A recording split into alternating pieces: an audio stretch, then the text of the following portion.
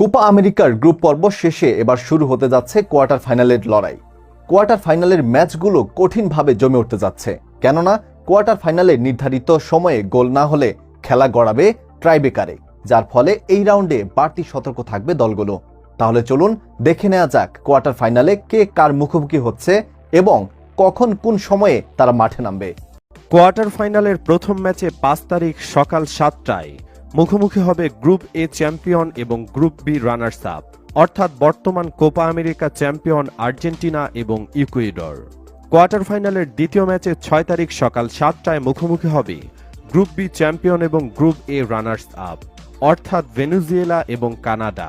Quarter ফাইনালের তৃতীয় ম্যাচে ৭ তারিখ ভোর ৪টায় মুখোমুখি হবে গ্রুপ সি চ্যাম্পিয়ন এবং গ্রুপ ডি রানার্স আপ, অর্থাৎ উরুগুয়ে এবং ব্রাজিল।